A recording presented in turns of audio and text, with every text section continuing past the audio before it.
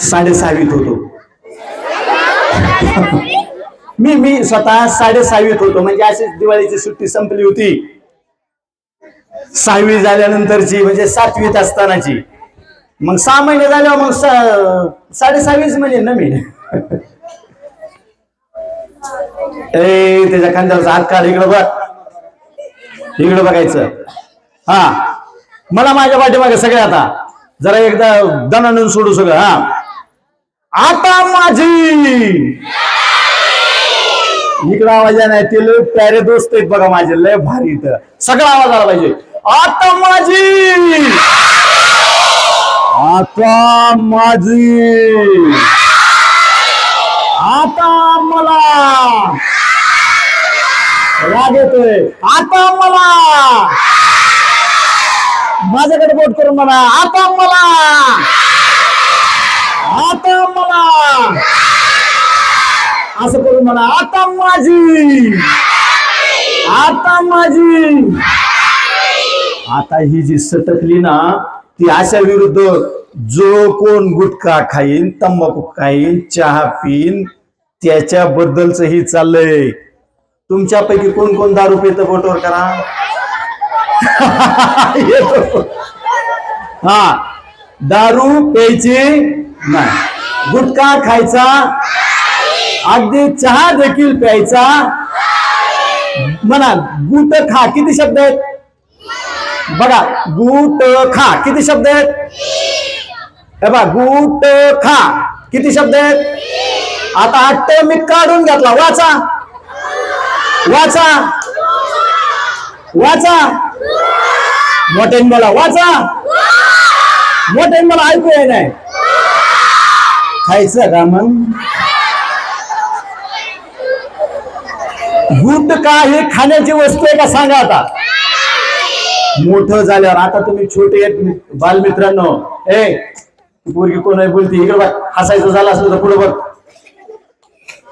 जर आपण जेव्हा मोठे होऊ त्यावेळेला ही गोष्ट आठवायची. आमच्या शाळेमध्ये एक सर आले होते, त्यांनी सांगितलं होतं मधला ट काढून वाचायचा. आता मी गुटखा खाणार नाही, मी दारू पिणार नाही, मी तंबाखू खाणार नाही. अशी शपथ आता घ्यायची गरज नाही बालमित्रांनो, कारण तुम्ही ते करीतच नाहीत, मला चांगलं माहिती आहे.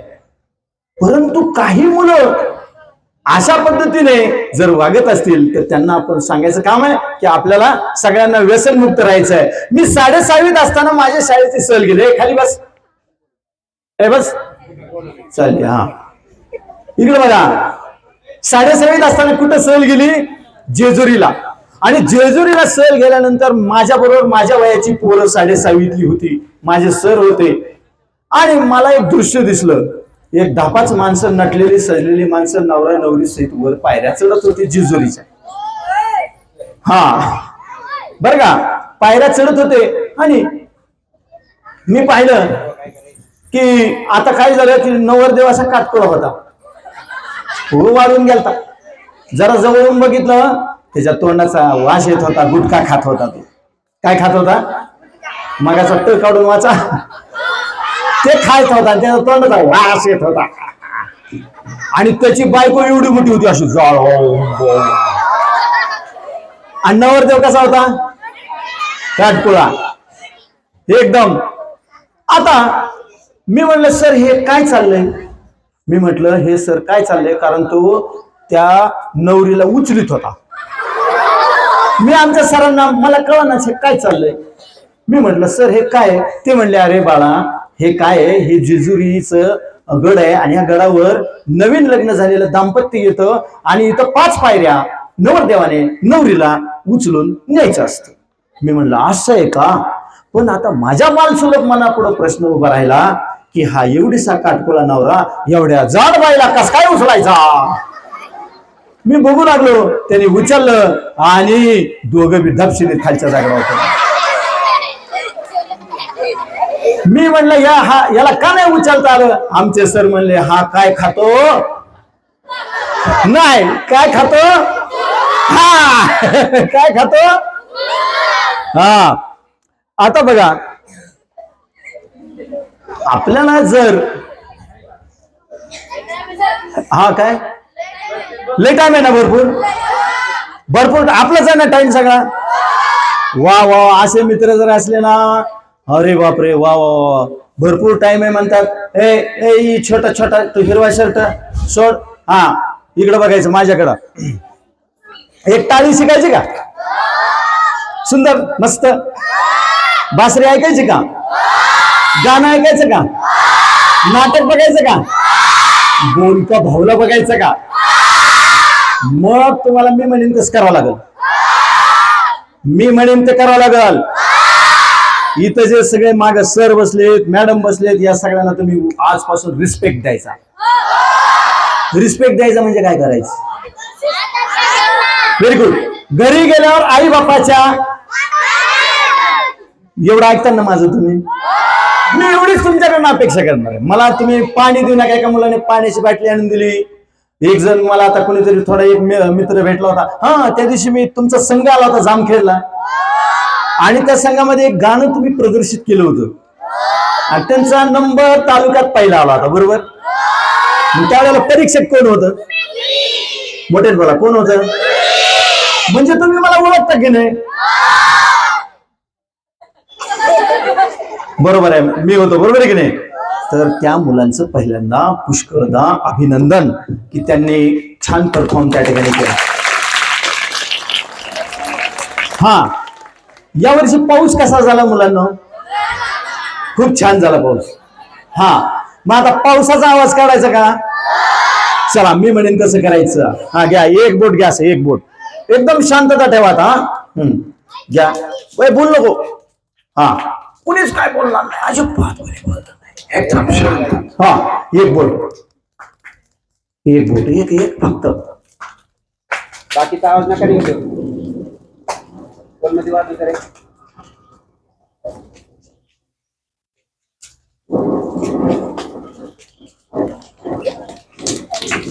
दोन बोट. पाऊस थोडासा वाढलाय बघा.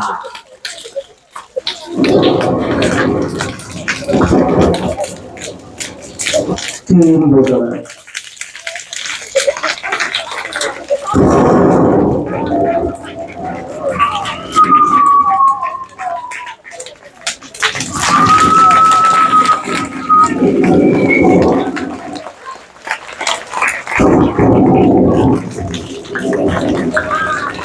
पाच बोट.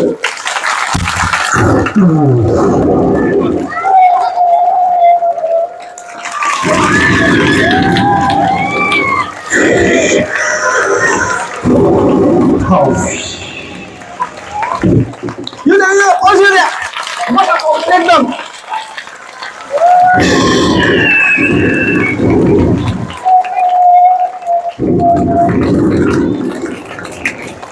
छान. आता चार बोट, कमी कमी पाऊस झाला.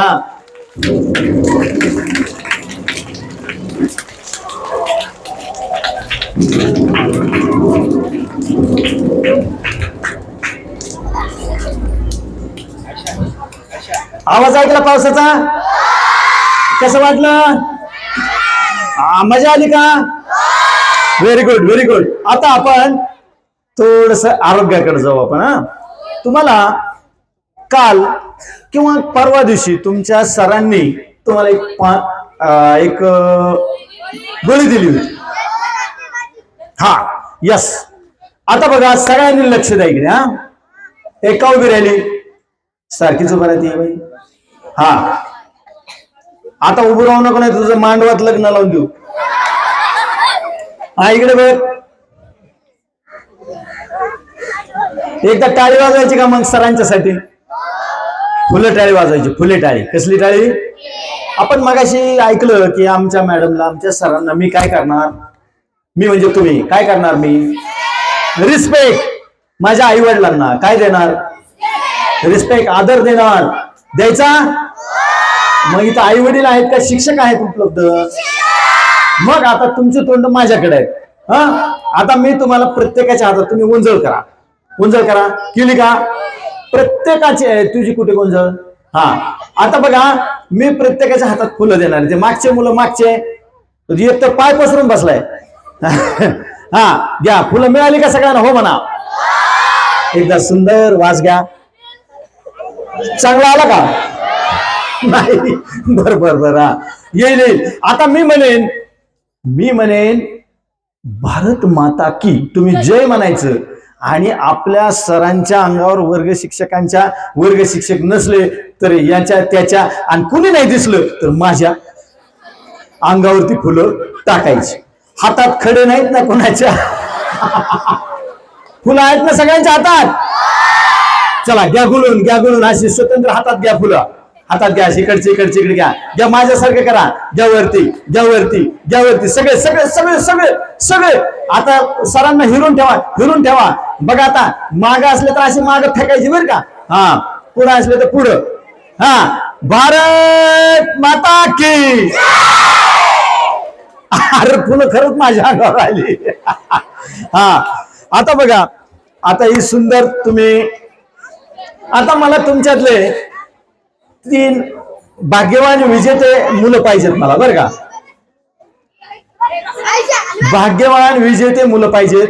मला असं माहिती मिळाली की आपल्या शाळेमध्ये हात खाली करा. मला अशी माहिती मिळाली बरं का सर की भैरवनाथ विद्यालयात आणि मराठी शाळेमध्ये अशी काही भाग्यवान मुलं आहेत. काय आहेत? हा ते हिरवा शर्ट एक मागे घ्या. हिरवा शर्ट आणि तुम्ही बसा तिथे बसा. इकडे बघा आता.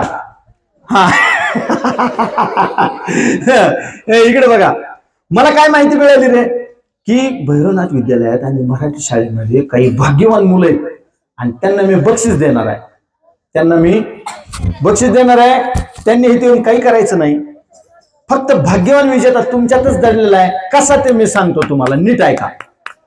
ज्यांच्या नखांवर बगड्या जास्त आहेत, इथं कोणाचे बगळे कवडे पांढरे दाट, त्यांना मी बक्षीस देणार आहे भाग्यवान विजेता म्हणून. तो उद्याचा सरपंच, उद्याचा सभापती, उद्याचा पंतप्रधान होणार आहे.